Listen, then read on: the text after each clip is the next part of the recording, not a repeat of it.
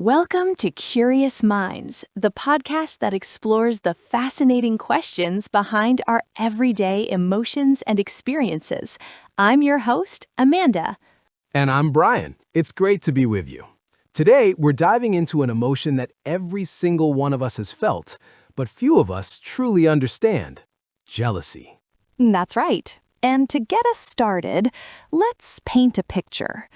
Imagine you're at a party. You look across the room and see your partner deep in conversation with someone else, laughing and smiling. What do you feel? For most people, it's this hot, tight feeling in your stomach. Your mind starts racing. That sudden, visceral reaction, that's jealousy. Or another one, you're scrolling through your phone and see a friend post about their promotion or their picture-perfect vacation. That pang of resentment and comparison, that's a flavor of jealousy too. Exactly. It's often called the green-eyed monster. And today, we're going to pull back the curtain and find out why it shows up and what it's trying to tell us. So, Amanda, what exactly is jealousy, scientifically speaking? Well, at its core, jealousy is a complex emotion that encompasses feelings ranging from fear of abandonment to rage and humiliation. It's fundamentally about the perceived threat of losing something you value to a rival. So it's not the same as envy, then? That's a crucial distinction. Envy is a two-person situation. I want what you have. Jealousy is a three-person situation. I'm afraid you're going to take what I have. It's about protecting a connection. That makes sense. So if it feels so terrible, why do we even have this emotion? Is there an evolutionary reason for it? Absolutely. Many psychologists believe jealousy is an adaptation. Think about our ancestors. For them, forming and maintaining a strong pair bond was critical for survival, not just for them, but for their children. Right. A partner provided resources, protection, and help with raising offspring. Losing that partner to a rival would have been a catastrophic loss. Exactly. So jealousy likely evolved as a kind of alarm system. It's a painful signal designed to alert you to a potential threat to your most important relationship. That jolt of emotion would motivate you to take action, to guard your mate and fend off rivals. So it's basically an ancient piece of survival software still running in our modern brains. But that software seems to go haywire a lot. What makes it more intense for some people? A huge factor is personal insecurity and low self-esteem. If you don't feel worthy of love and commitment, you're more likely to believe that you could be easily replaced. You'll perceive threats where they may not even exist. That makes a lot of sense from a romantic perspective, that it's this primal drive to protect our bond. But we feel jealousy in other areas of life too, don't we? It's not just about romantic partners.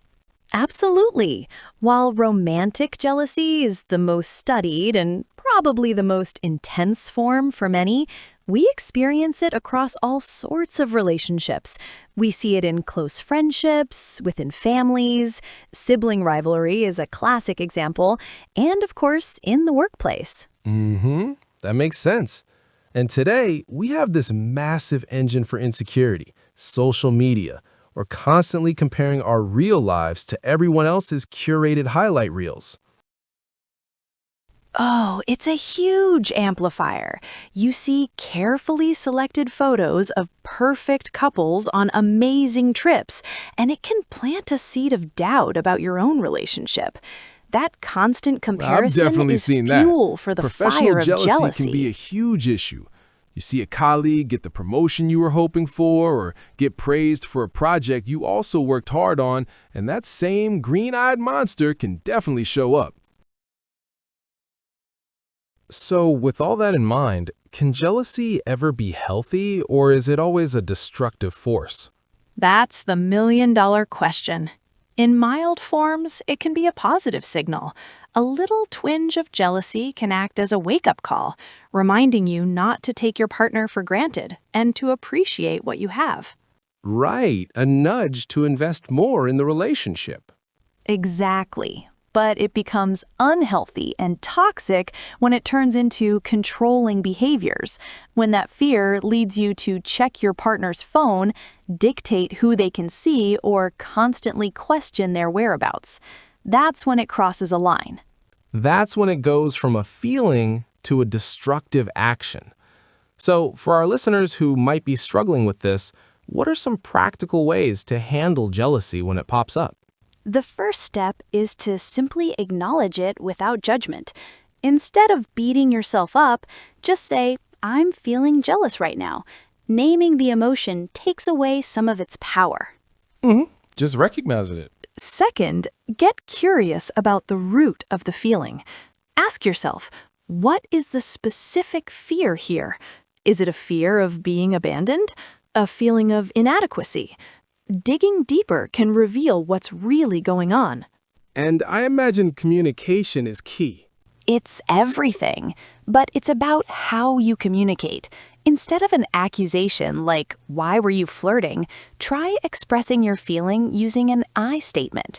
For example, "When I saw you talking with them, I started to feel a little insecure." That's such a powerful shift. It invites your partner to offer reassurance instead of forcing them to get defensive. And I suppose working on your own self-worth is the long-term solution. It really is. The more secure you are in yourself, the less threatened you'll feel by others. Your value doesn't decrease based on someone else's presence. That's a fantastic point to end on. So, to quickly recap, jealousy is a natural evolutionary alarm system designed to protect our relationships.